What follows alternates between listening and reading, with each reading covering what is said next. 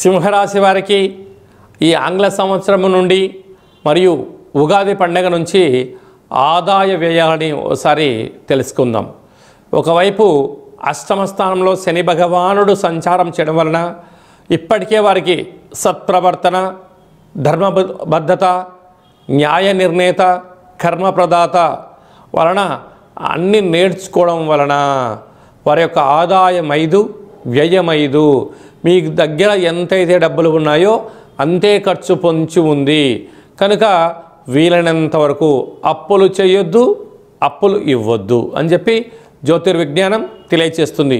మీరు ఎంత అదృష్టవంతులయ్యా అంటే ఎక్కువగా నష్టం లేదు, ఎక్కువగా లాభం లేదు. ఉండబడిన వాటితో సర్దుకపోగలిగితే చాలా మంచి కాలము అని చెప్పి గమనించాలి. అదే కాకుండా రాజ్యపూజ్యం 7, అవమానం 7.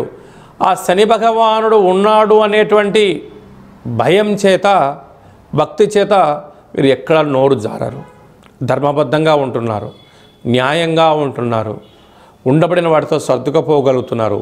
శత్రువులు ఏదన్నా మీ పైన అన్నా దాన్ని మౌనంగా స్వీకరిస్తున్నారు. ఎవరన్నా 10 మంది 10 పుష్పాలు మీ దగ్గర వేశారనుకోండి, దాన్ని తిరిగి వేస్తే మీ దగ్గర పుష్పాలు ఉండవు. అదే పుష్పాలను మీ దగ్గర ఉంచుకున్నారనుకోండి, చూసేవారికి మీరు భగవంతుడులా కనపడతారు. అంటే మన పెద్దవారు ఏం చెప్తుంటారంటే ఎదిగే కొద్దీ ఒదిగి ఉండాలి, కాసే చెట్టుకే రాళ్ళ దెబ్బలు అంటూ ఉంటారు.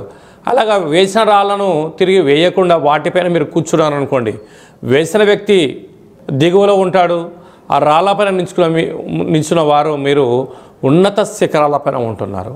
కనుక రాజగౌరవం, రాజసన్మానం, ఐశ్వర్యం, ఆనందం, ఆరోగ్యం సింహరాశి వారి సొంతమే.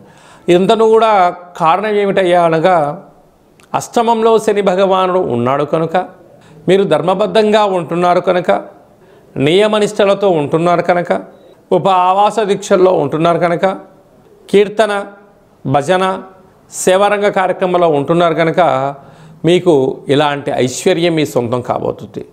ఇక్కడ సంపాదించడం విషయం కాదు, ఖర్చు పెట్టడం విషయం కాదు, ఉండబడిన వాటిని కాపాడుకోవడం యోగదాయకం. ప్రధానంగా ప్రభుత్వ ఉద్యోగస్తులు, ప్రైవేట్ రంగంలో ఉండబడిన వారు, రియల్ ఎస్టేట్ రంగంలో ఉండబడిన వారు, రాజకీయాల్లో ఉండబడిన వారు, వ్యవసాయ సోదరీమణులు, అనేక మంది ఆహార ఉత్పత్తులు, మార్కెటింగ్ రంగంలో ఉండబడిన వారు, అనేక వ్యాపారస్తులు వీలైనంత వరకు ఏదో వాళ్ళు చేస్తున్నారు వీళ్ళు చేస్తున్నారు అని చెప్పి అపోహలకు వెళ్లకుండా ఉండబడినటువంటి వాటితో సర్దుకుపోయి